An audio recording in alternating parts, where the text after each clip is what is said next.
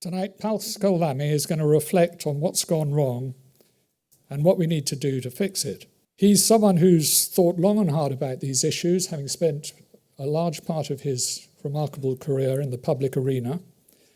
He was a close advisor and then chef de cabinet in Brussels to the late, great Jacques Delors. He was an EU trade commissioner. He was a highly regarded Director General of the World Trade Organization. He served 2 terms there. And recently, he was the first president of the Paris Peace Forum. So he knows a bit about global governance and is someone with the experience, the range, and the vision to come up with bold and creative solutions. Pascal Lamy, it's a great pleasure and honor to welcome you to give the 2024 Palliser Lecture.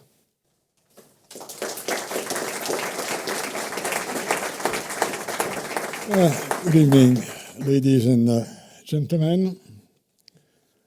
Let me first thank the organizers, the Aga Khan Foundation, the 21st Century Trust, and the Salzburg Global Seminar.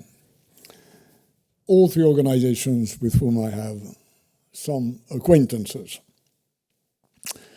And let me also be very clear that I'm happy to see quite a number of friends, old friends for most of them, in this room.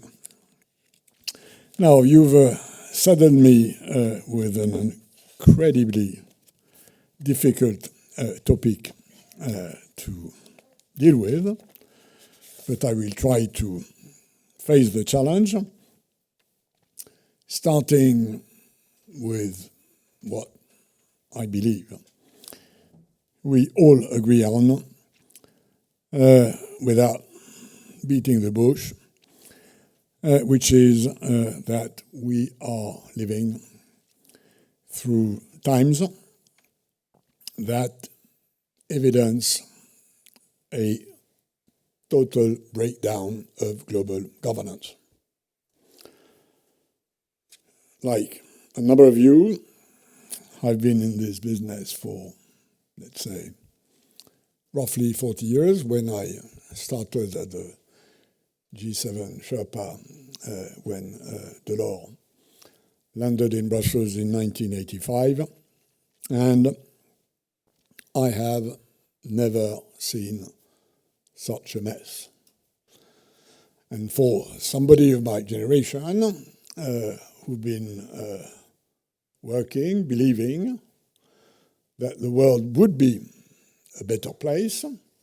And let's say I was very happy after the fall of the Berlin Wall, like many of you, seeing Russia invading Ukraine is like a terrible return to a past, which we believe would be not there forever.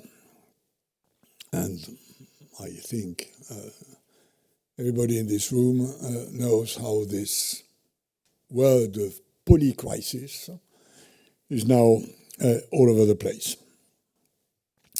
So this is my starting point. And what I will try to do as briefly as possible is to try and look at why we are there, so the causes. But as a good Cartesian, dwelling about the causes doesn't really matter until and unless you try and address these causes. And I will try to offer a few ideas on the way forward. The causes of this situation, in my view, are of 2 categories. One of a structural nature, and one of a sort of more recent, having to do with a more recent set of international developments. The first cause of a structural nature is the contradiction, the inbuilt contradiction in our existing international system between what we expect from governance, global or domestic, and the very principle of sovereignty. What we expect from governance is roughly three outputs: leadership, coherence, and legitimacy. This is what a proper governance system, whether it's about the bowling club next door, or a country, or a company, or an international system, should deliver. The problem being that sovereignty is in contradiction with these expected output because it cannot, will not, and is not designed to bring anything of this kind. Sovereignty is a contradiction with leadership. Sovereigns are equal, and we've known that since roughly 1648 at the end of the what they call the Westphalian Peace. Sovereigns are equal. There should be no leader. Sovereigns have the monopoly of incoherence. As Jean Bodin was a famous French sort of constitutionalist, said, sovereignty is the competence over the competence. And I can witness, and I have a few anecdotes if necessary, that sovereigns use their sovereignty to behave differently in different circumstances or in different areas of international life. Same for legitimacy. Sovereigns are by definition legitimate at home, but the notion that this legitimacy translates into whatever subtle mathematical operation to organization or actions which they do together is just wrong. There is nothing like the legitimacy of an international organization or power. So we have to recognize that we should not expect from any kind of international governance what we usually expect from domestic governance. So our expected level of ambition should be low. Otherwise, we don't understand how the international system works. Now, as if this was not enough, we, of course, have a long-standing problem which have to do with the obsolescence of the existing international system. As we all know, it was built in two stages, one after the First World War, after a series of failures, another one at the end of the Second World War, and let's be clear and frank, this was 8 years ago, and this system has not evolved as the world has. Hence the notion by many countries or powers that have emerged since that this is not their system. And this is absolutely understandable. If you look at the distribution of voting rights around the IMF table, the US have 17%, China has 6%, and Brazil has 2%. If you look at the composition of the UN Security Council, look at who has a veto power. This is only a part of existing major powers, not to speak about countries like yours or mine, who sit there because they were among the victors of the last World War. But let's be frank, quite a large number of countries on this planet have an economic, social, political weight that is above our countries. These two things together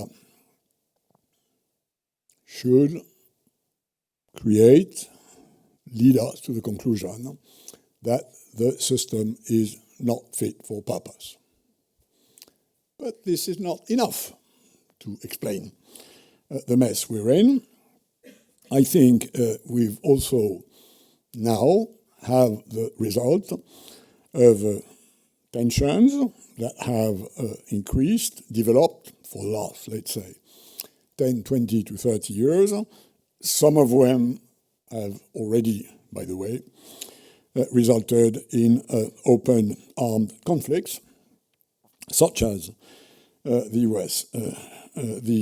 Russian invasion of Ukraine, or even the most recent attack by Hamas on Israel. These tensions have two big sides. One is East-West, and the other one is North-South. The East-West one is dominated and will remain dominated in the times to come by the US-China rivalry, which is here to stay, as long as both countries now share across the board of the political spectrum in the US, and we know it's now very wide, and unsurprisingly, across the board of the political spectrum in China, which we know is very narrow, they both share the view that they are extremely and excessively vulnerable to each other, so that they see each other as a danger, and this entails a whole lot of conclusions and actions on both sides to limit their interaction to areas where they believe they are neutral to each other, and the areas where they believe this have been shrinking and shrinking and shrinking for the last 40 years. So this is the dominant issue.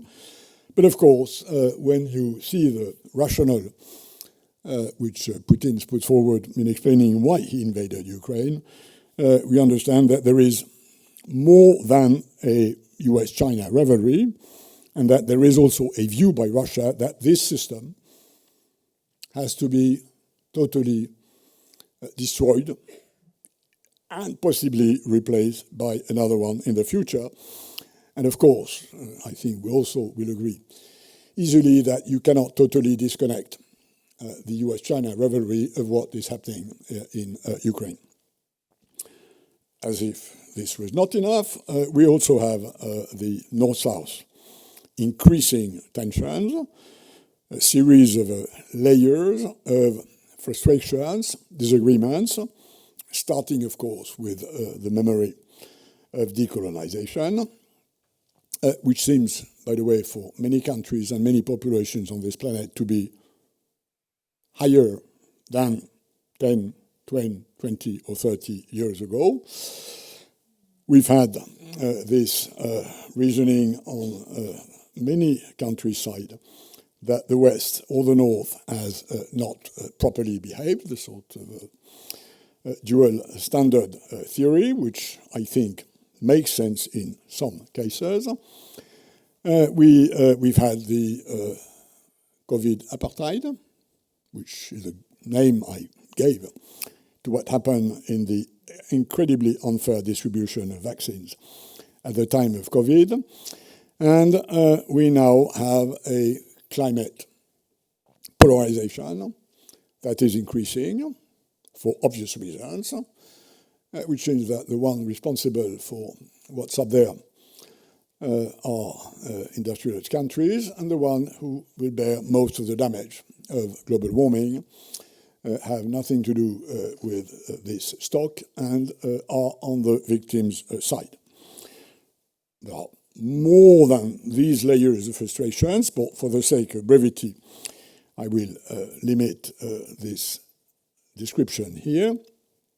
We've had a very good illustration of the reality of these tensions when we in the West, or in the North, considered seriously the votes in the UN following the invasion of Ukraine, or the votes in the UN following the Hamas attack on Israel.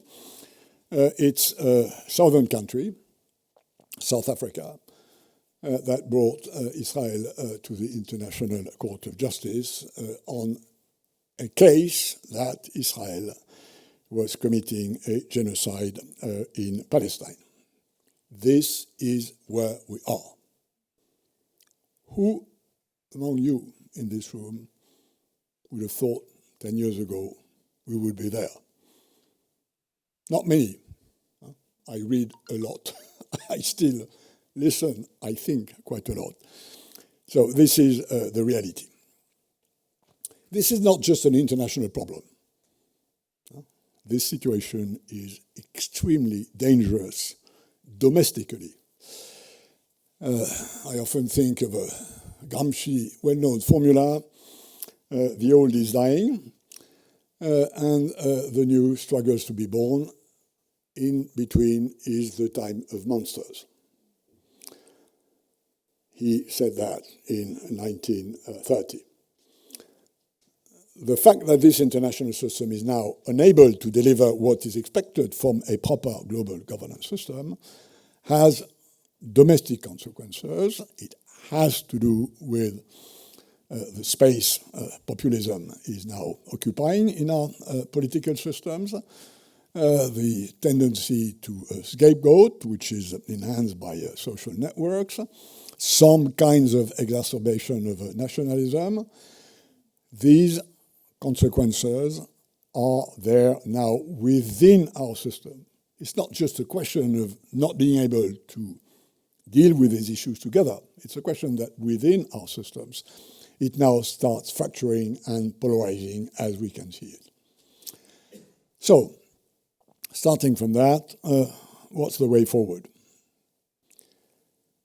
I will try to mention a few avenues, two categories of them.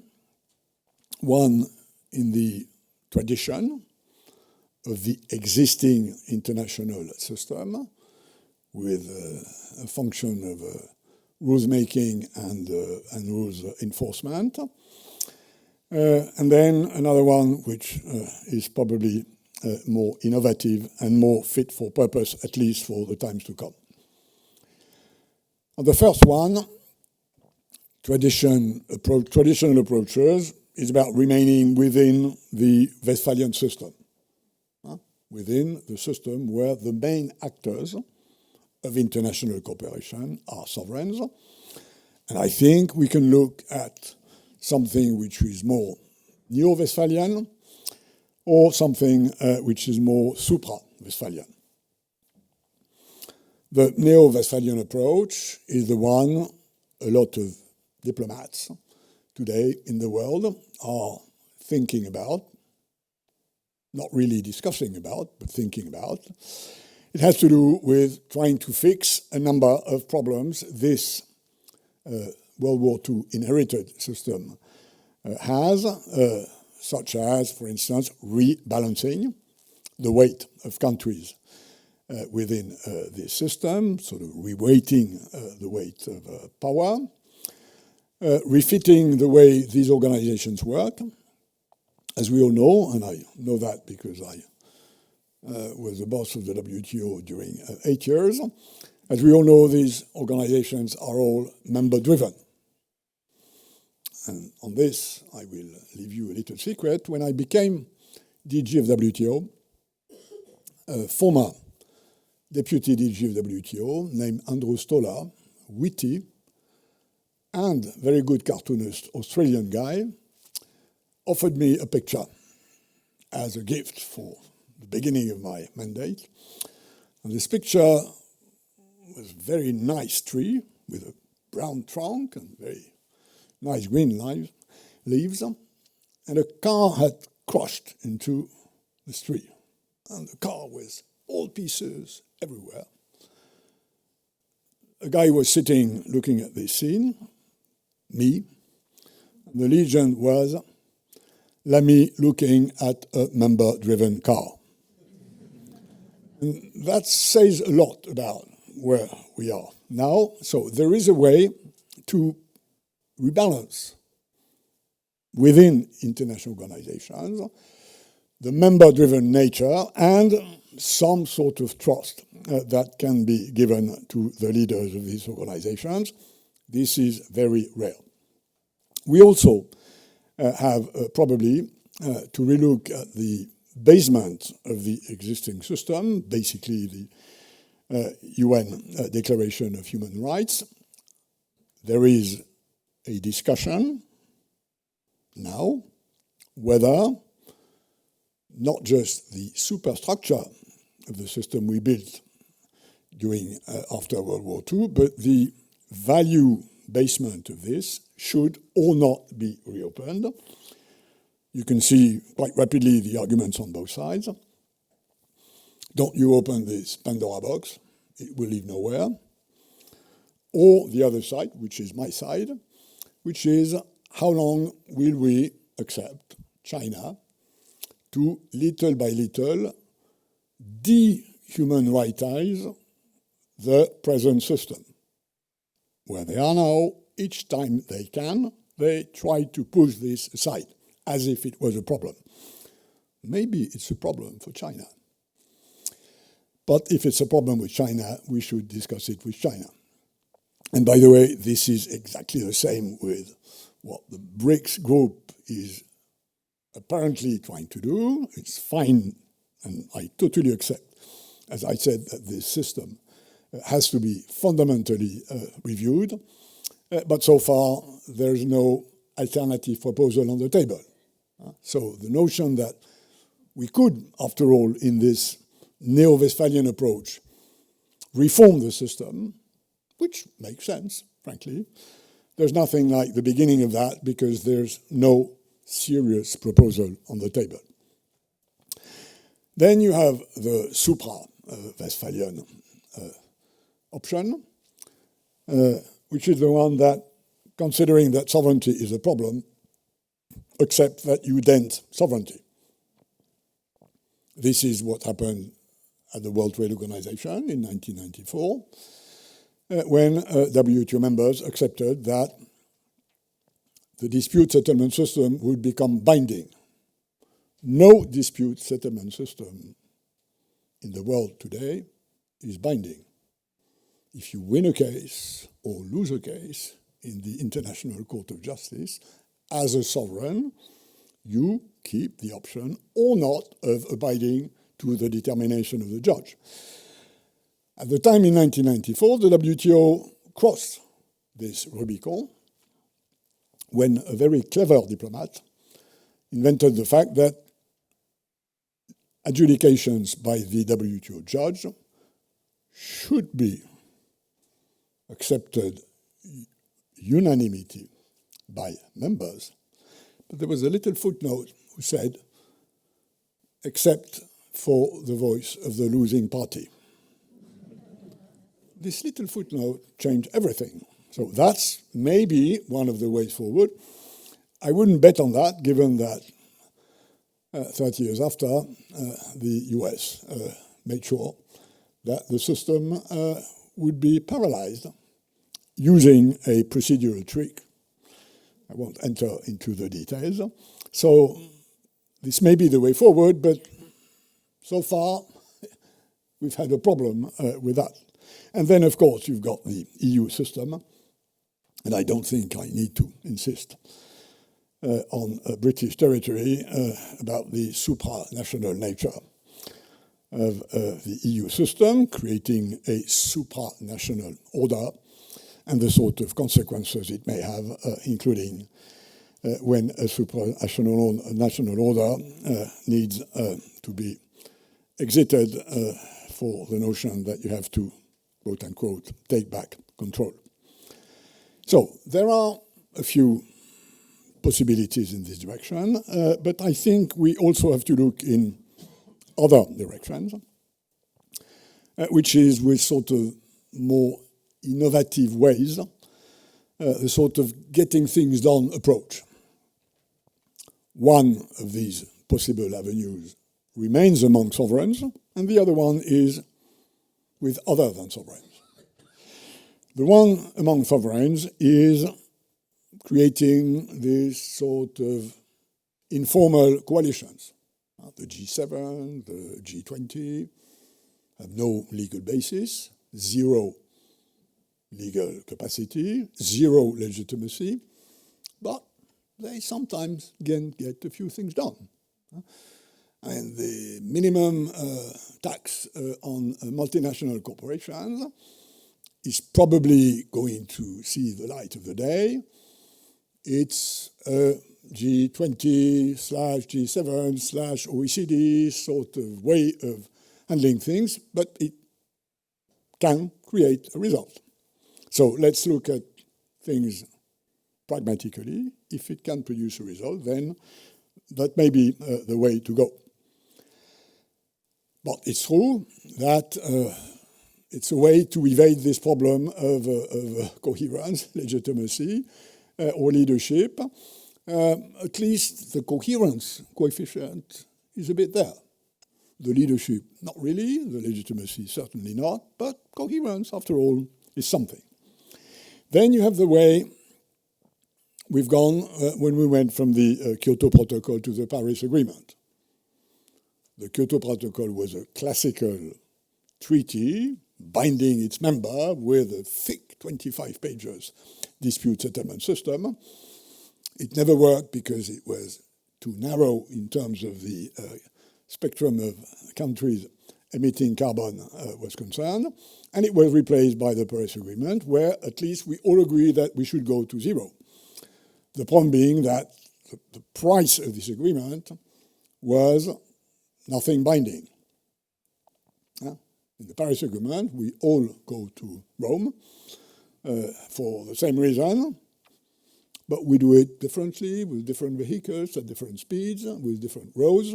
And as a result, by the way, there's a traffic jam on world trade. The EU has a CBAM, and the US have an IRA, and others will invent new elements of this kind.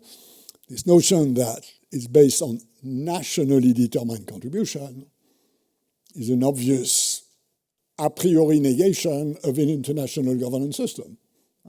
If we had an international governance system in climate, we would have multilaterally determined contributions, not nationally determined contributions. But at least this may be a pragmatic way to go a bit further, although, again, with a risk of a traffic jam. And we also have the whole school of how to rebuild trust, notably between US and China, and a few ideas of slowly, little step by step, recreating a situation where the hostility stemming from the fact that you believe you're dealing with an enemy is slowly eroded. This is the road Kevin Roth, for instance, proposes in his book about US-China relations.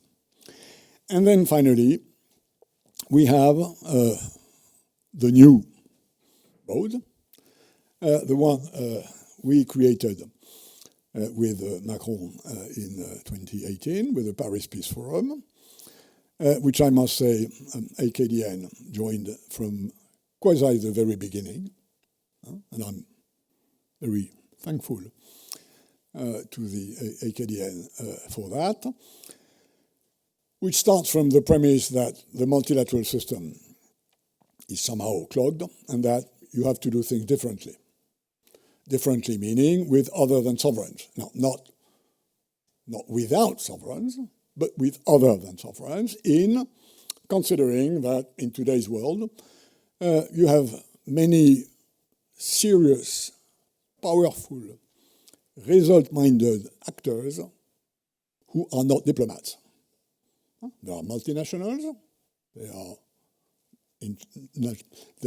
NGOs, there are big academic institutions, there are cities, there are regions.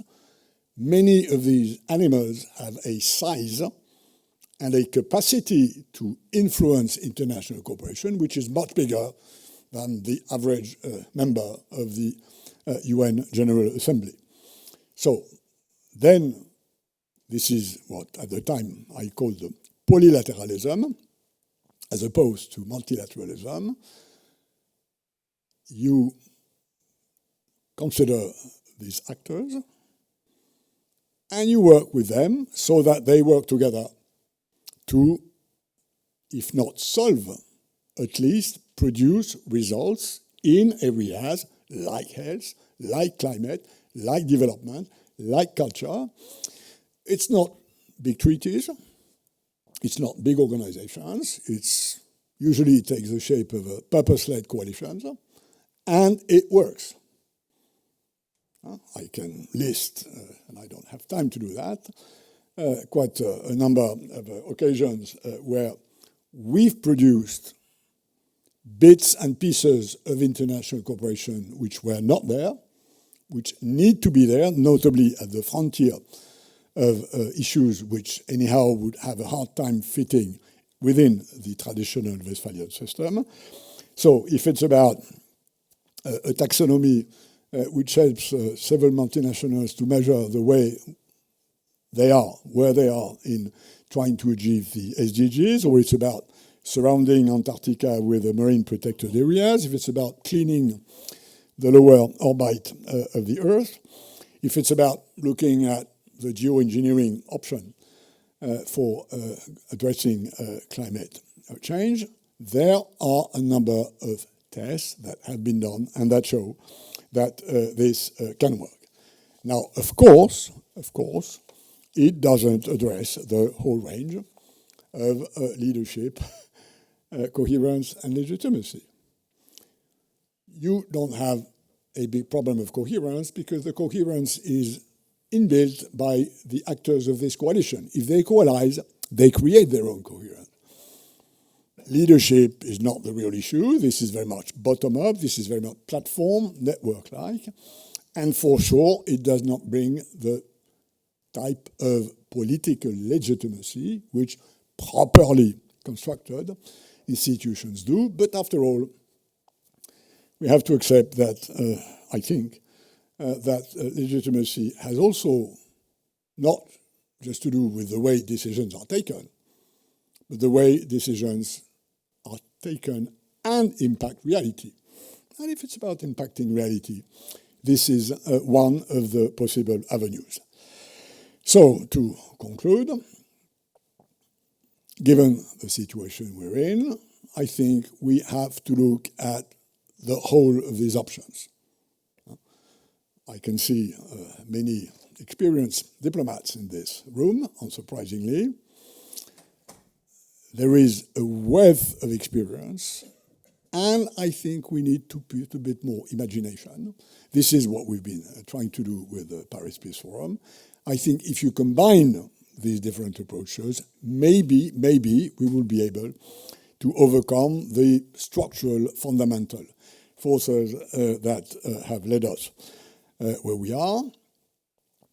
I will conclude in mentioning, just for the sake of reflection, one exception to this breakdown of global governance, which is central banks. There is one thing that works well in the present world, better than it did 10 or 20 years ago, and they obviously are on a learning curve, which is the cooperation between central banks, which in a way is absolutely crucial for the survival of global market capitalism, whether we like it or not, which is, I recognize, a question of a political choice. But try and think, and we may discuss that later, try and think, why does it work? Why do central banks do together the good thing they should do together, whereas other organizations do not do it? So, no silver bullet, but we really need to move in this direction, explore all these avenues, and what I've been trying is to show that there is quite a wide range of options available. We'd better do that quickly. I'm now an old monkey. I don't have that much time left on this planet. And this notion that the only insurance policy we have against a world war today is nuclear deterrence, which I think is the reality. Today, we have no other serious inference that these divisions, these hostilities, these animosities which are growing will not lead to more than a war in Ukraine or a war in Palestine. I think if we consider things in this direction, better now look at all the available options. I've tried to figure out a few of them. There may be others. Let's discuss it. Thanks for your attention.